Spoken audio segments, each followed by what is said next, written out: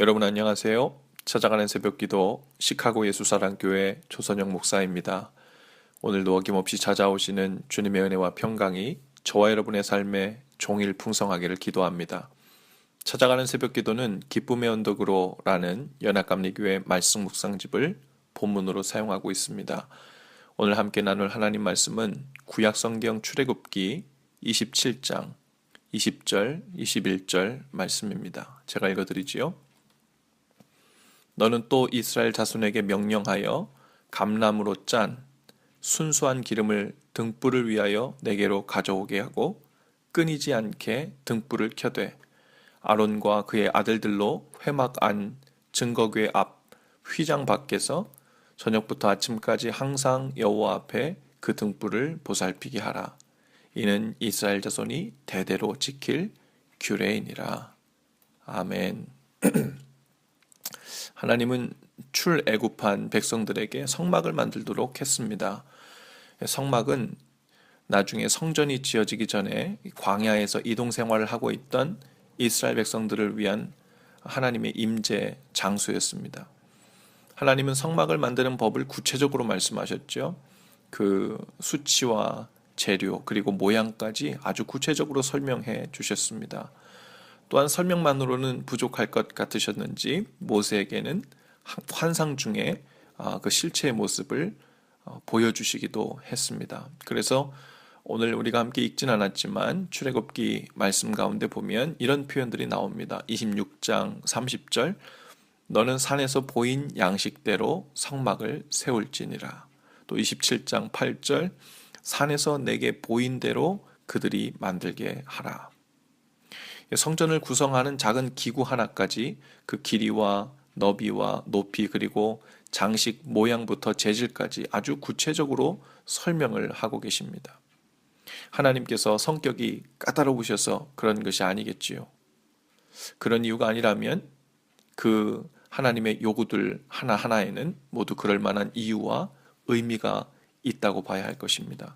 이를테면 오늘 묵상지 그 언덕 위의 소리 부분에 잘 설명되어 있는데요. 하나님은 성막을 덮는 덮개를 세 겹으로 만들라고 하셨습니다.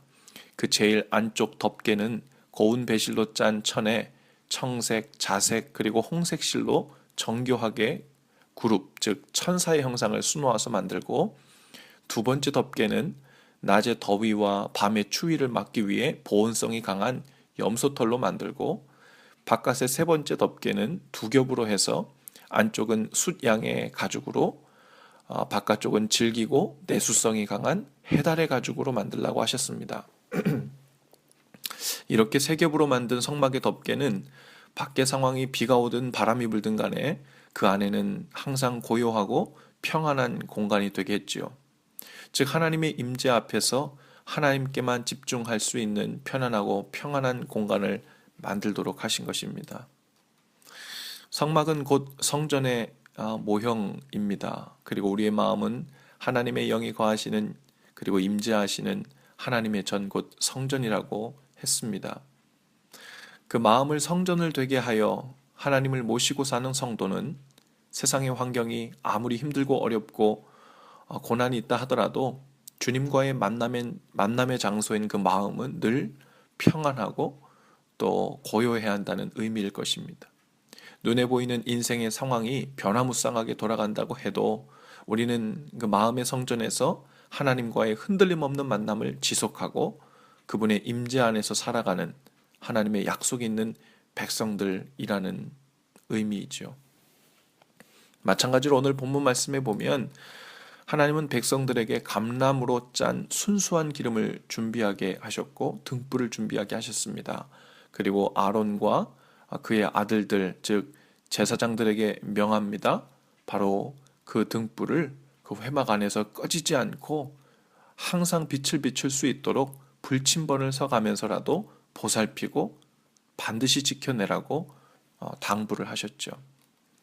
성막 안에서도 가장 거룩한 곳이 지성소였어요. 그리고 그 속에는 하나님의 궤, 증거궤 혹은 법궤라고 불리는 궤가 있었습니다.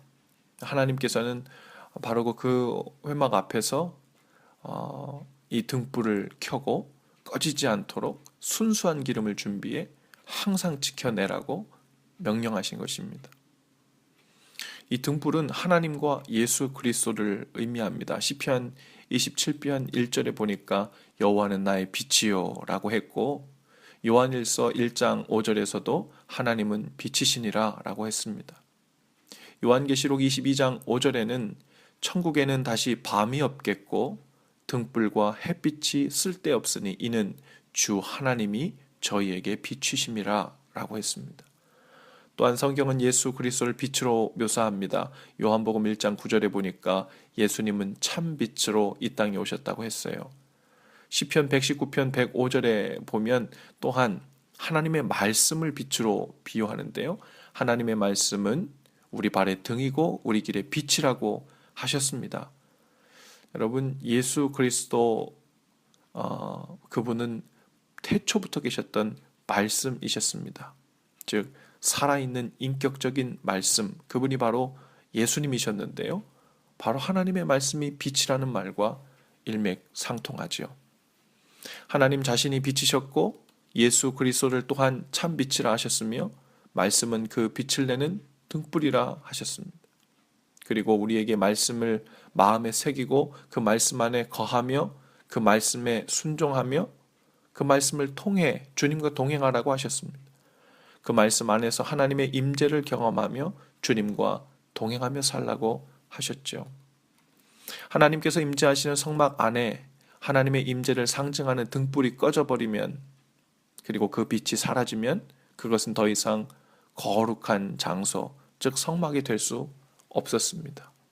겉모습이 아무리 거룩한 장소처럼 보이고 그 안에 있는 구성 물품과 재료들이 하나같이 하나님의 명령을 따라 율법적으로 잘 지어졌다 하더라도 말씀에 등불이 꺼져 있는 곳은 더 이상 하나님의 임재하시는 곳이 아니었습니다. 성막이 될 수 없었습니다. 그렇다면 오늘 하나님의 성전인 우리의 마음에는 이 말씀의 등불이 잘 켜져 있는지 돌아봐야 합니다.